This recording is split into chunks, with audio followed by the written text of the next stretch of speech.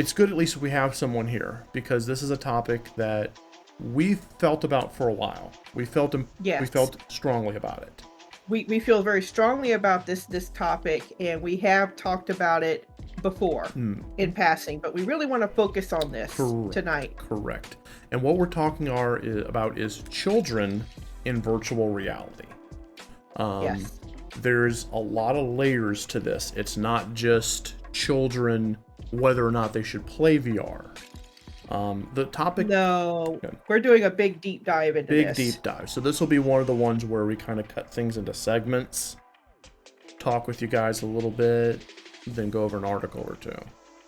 Right. So this article that you're seeing on screen is from CNN Business, and the title says, "In VR, there are no rules, so parents are making up their own." And it starts off with a parent recounting watching his child playing a game called Blade and Sorcery.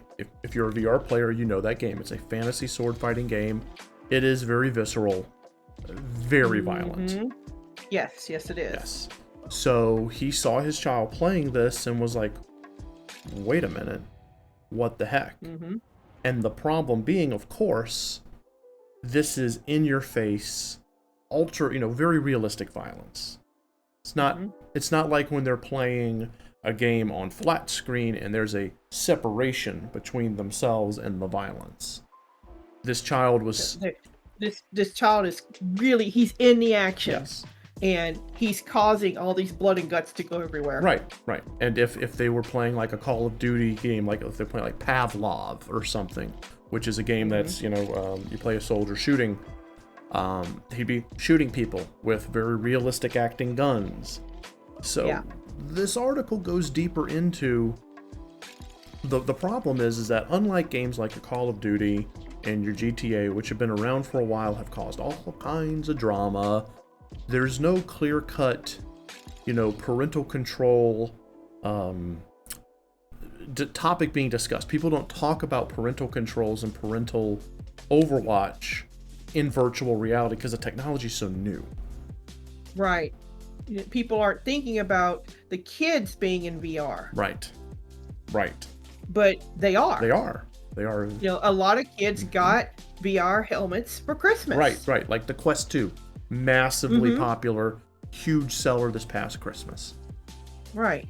So now the parents are like, well, okay, here's a VR system. Isn't that great? They get to play like paintball where they're shooting like paintballs against walls, and they're, they get to climb mountains and stuff. And ooh, isn't that great? But now Junior is suddenly chopping people's arms off and filling people full of lead and blowing them up with hand grenades. Yeah. And that's a thing.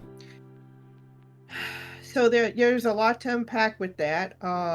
It's the parents lack the ability to have good oversight with their kids in VR. That's like one of the biggest takeaways that I saw in this article and in subsequent articles. I agree completely. Was that it is difficult for parents to actually monitor. Yes. And the biggest reason is that none of these hardware systems, none of the equipment has clear-cut parental controls. Right. Some equipment doesn't even allow for the parent to see what's on the screen that the child sees. Exactly. And there are jokes in chat right now. Wrath said, somebody think of the VR children. And it is tempting just to make a joke about it. But if you have played virtual reality, you see how the line blurs so heavily between what's real and what's fake.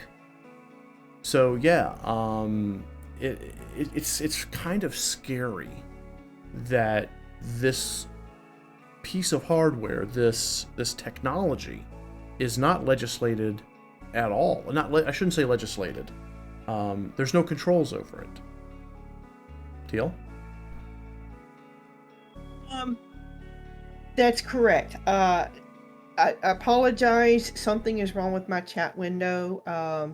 It wasn't showing anybody's chat, and now it is. And the last thing I have is Ventus Round saying, "Oh." Yeah, he's never seen our avatars before. Hey, Vincent, it's good to see you. Okay. I just want to make sure that I'm caught up in current. Yeah. Because my window was frozen. Okay, sorry.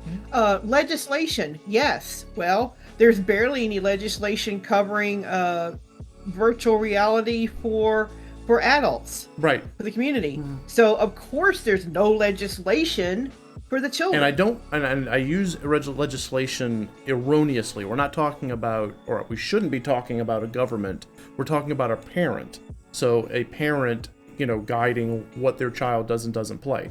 Oh, okay. The whole parental controls. Like, for example, when you're playing PlayStation, you can put on a parental control. You can have family mode in Steam, where you have to enter a code for certain games.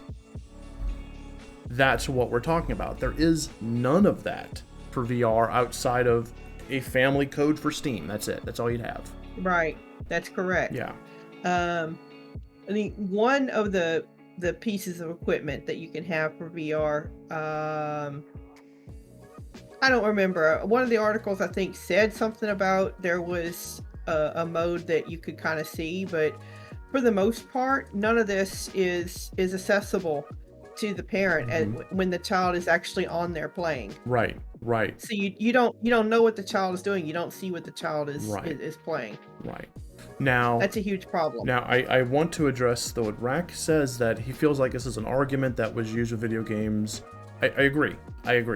You don't want to create such a fever that people start equating VR with readily available graphic violence, because there's a lot of VR games out there that aren't that violent.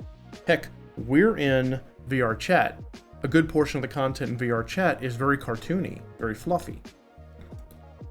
So, the whole idea is parents don't have the tools to make the informed decision other than just virtual reality is very realistic.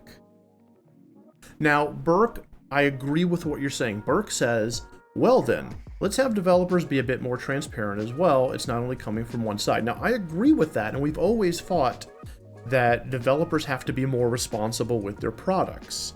If a developer's game has very graphical violence, sexual content, or content that's very lewd, but not necessarily overtly sexual, not pornography, not hentai, but like GTA level sexuality, or Call of Duty level violence, or Friday the 13th level gore, then yeah, the developer needs to be very transparent, and there needs to be rules, and those rules need to be enforced, because you can have a rule, and if the rule's not enforced, people are just going to do whatever.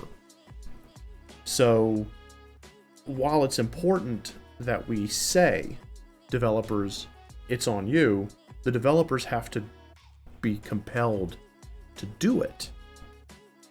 Rack says, I still vote for every game requires a website that states what's in the game, then screenshots of what that material looks like in the game. I love that idea, Rack. I really do. That's a good idea. Absolutely.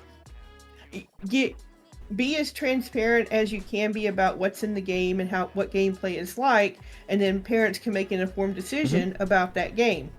So that's one piece of the puzzle. Yes, it is. Is knowing what type of game that the kid is getting into. Okay, aside from comic mischief, cartoon violence. The other side, of course, being that yes, the parent needs to have the ability to see in real time what the child is doing. Yes, and I think Burke gives a very good summation. It's a bit of the parents being properly informed, absolutely, and it's a bit of the developers being honest and transparent.